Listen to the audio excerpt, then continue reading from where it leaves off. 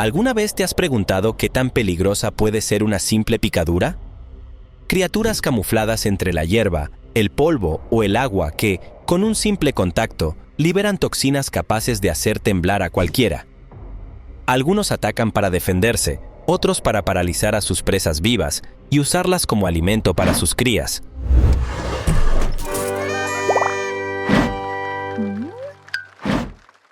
Avispa guerrera, avispa cazatarántulas. El encuentro entre esta avispa y su presa no es un acto impulsivo. Ella acecha, calcula y espera el momento preciso. Cuando ataca, no busca matar. Eso sería demasiado simple, casi desaprovechado. Lo que realmente pretende es paralizar. Su picadura, una de las más dolorosas documentadas en el mundo natural, no busca infligir sufrimiento como objetivo en sí, sino inutilizar el cuerpo de su víctima con precisión quirúrgica. El veneno actúa como un bloqueo neuronal, deteniendo la movilidad de la tarántula, pero manteniéndola con vida. Porque el verdadero propósito de la avispa apenas comienza después del ataque: convertir al arácnido en una incubadora viviente para su descendencia. La avispa deposita un solo huevo en el abdomen de la tarántula inmovilizada.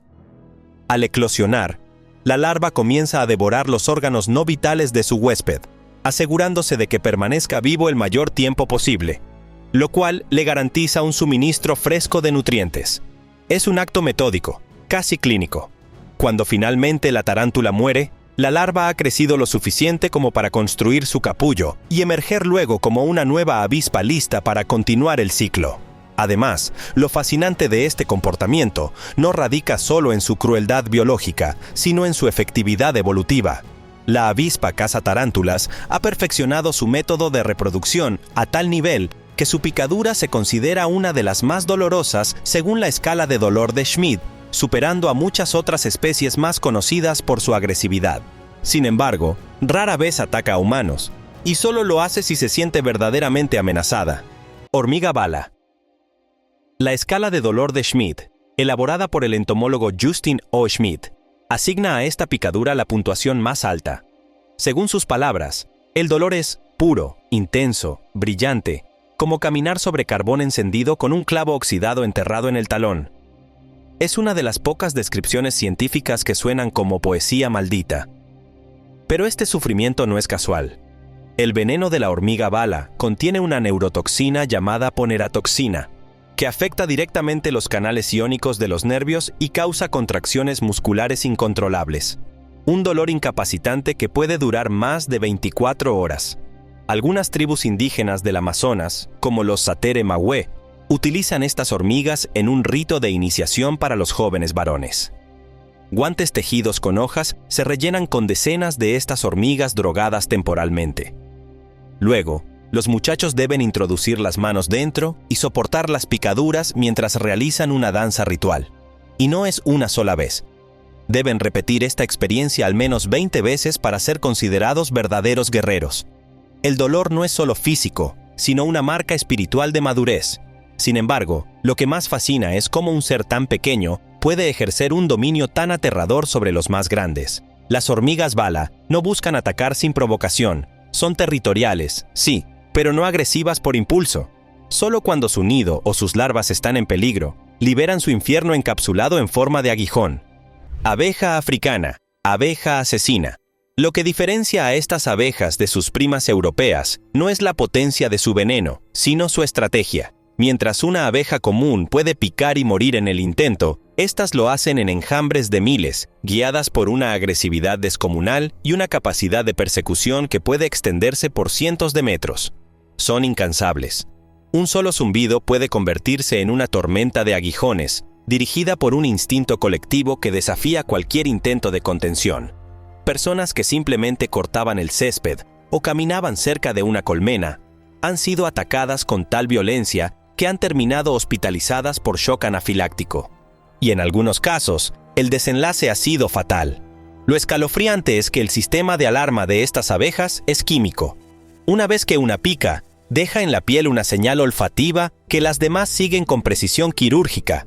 La víctima se convierte en un blanco viviente.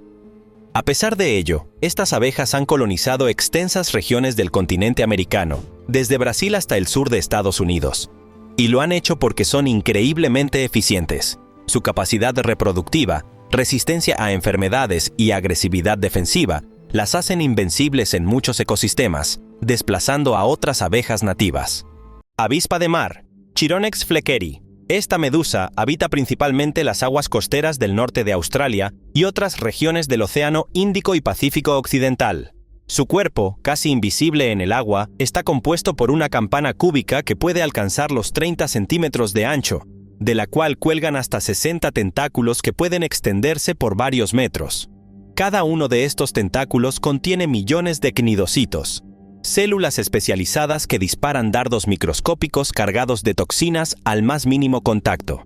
El veneno que libera esta criatura no es simplemente doloroso, es mortal.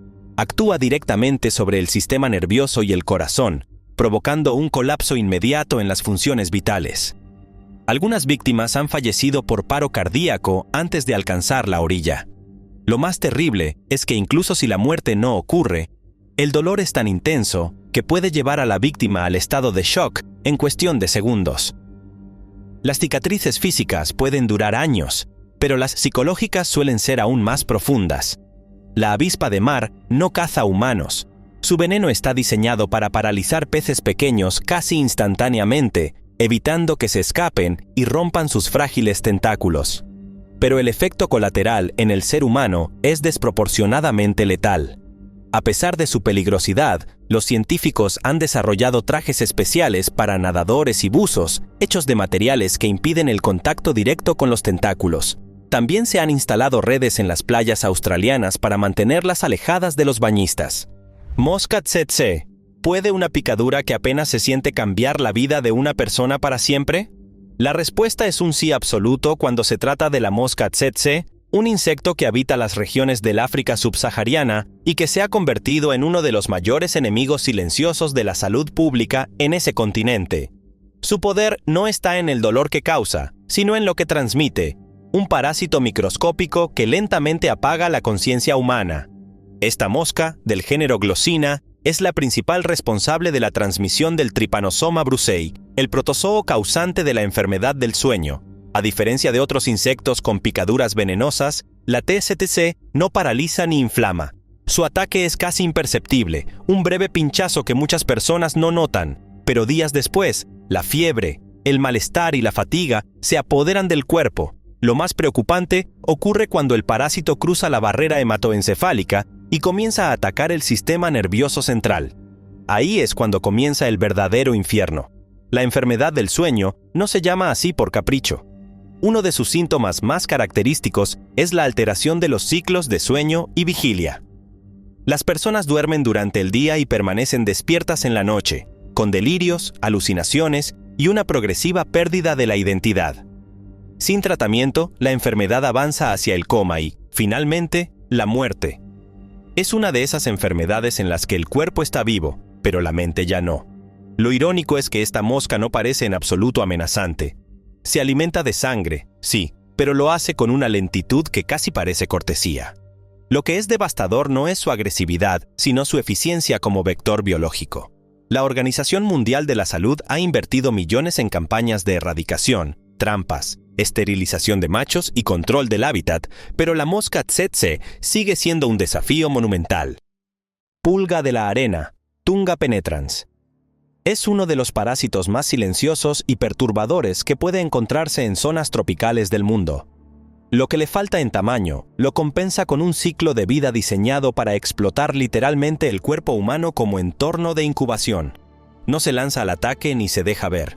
Simplemente se entierra. Esta diminuta criatura, de menos de 1 milímetro, tiene una estrategia única entre los parásitos. La hembra fecundada, tras encontrar un lugar caliente y suave, generalmente la planta del pie, los dedos o incluso bajo las uñas, excava en la piel de su víctima. Allí se instala por completo, dejando solo un pequeño orificio para respirar y defecar. A medida que se alimenta de sangre, comienza a inflarse. Su abdomen se expande hasta alcanzar dimensiones 100 veces mayores que su cuerpo original, formando una protuberancia negra y dolorosa. Mientras la persona intenta continuar con su vida cotidiana, una criatura se desarrolla dentro de su piel, incubando hasta 200 huevos. los cuales eventualmente son liberados al ambiente por el orificio expuesto. Chinche besucona, Triatoma infestans. También conocida como vinchuca, es uno de esos casos donde la aparente ternura de un nombre contrasta violentamente con la amenaza real. Este insecto hematófago, de hábitos nocturnos, tiene una particularidad. Suele picar cerca de la boca o los ojos mientras la persona duerme, de ahí su apodo. Sin embargo, su verdadera arma no está en la picadura, sino en lo que deja después. El Triatoma infestans no transmite su amenaza directamente con el aguijón. Su picadura es casi indolora, pero el verdadero problema llega cuando defeca cerca de la herida. Sus excrementos contienen el parásito Trypanosoma cruzi, causante de la enfermedad de Chagas. El parásito entra al cuerpo humano cuando, al rascarse, la persona introduce involuntariamente las heces infectadas en la herida o en una mucosa. Es una estrategia pasiva, pero letal. Durante semanas o incluso meses, la víctima puede no sentir nada, pero el parásito viaja, silencioso, a través del torrente sanguíneo hasta encontrar su blanco favorito, el músculo cardíaco. Allí se aloja y comienza una lenta y progresiva destrucción. En la fase crónica de la enfermedad pueden aparecer arritmias, insuficiencia cardíaca y dilatación del esófago o el colon.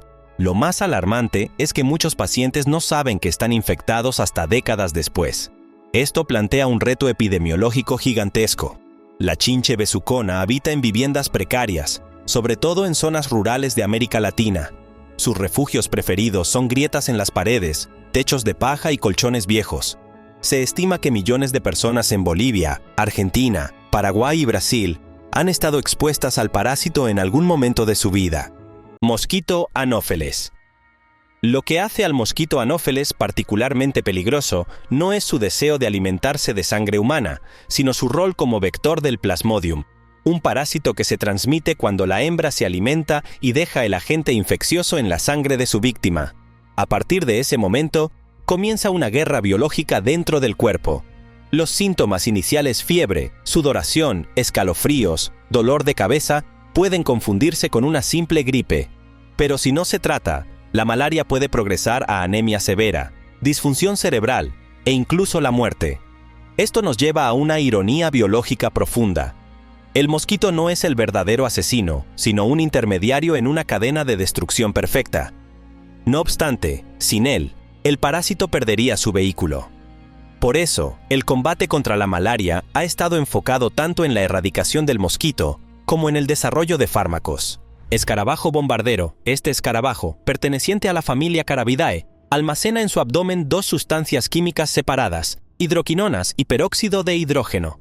Cuando un depredador se aproxima, el escarabajo mezcla estas sustancias en una cámara especial donde, gracias a una enzima catalizadora, se produce una reacción exotérmica. El resultado es un chorro de líquido hirviendo que puede alcanzar hasta 100 grados Celsius, expulsado con una precisión que le permite apuntar directamente al atacante. Lo asombroso es la mecánica interna de esta reacción. El escarabajo regula la presión interna mediante contracciones musculares que permiten expulsar ráfagas intermitentes, como si fuera una ametralladora química. Además, puede dirigir su abdomen con sorprendente precisión, incluso hacia sus propios flancos. Esto lo hace casi invulnerable a la mayoría de los depredadores naturales, incluidos sapos, arañas e incluso aves pequeñas. Este tipo de defensa no tiene paralelo en el reino insecto. Mientras otros animales utilizan camuflaje o huida, el escarabajo bombardero confronta directamente, y no solo escapa, deja una advertencia ardiente que los depredadores no olvidan fácilmente. Algunos estudios han demostrado que animales que alguna vez intentaron comer a un bombardero jamás vuelven a intentarlo con otro. Oruga lonomia. Una oruga originaria de América del Sur, especialmente conocida en Brasil por su veneno letal. A diferencia de otras criaturas venenosas que atacan con colmillos o aguijones, esta lo hace con simples espinas que recubren su cuerpo y que, al mínimo roce, inyectan una toxina que altera profundamente la coagulación de la sangre.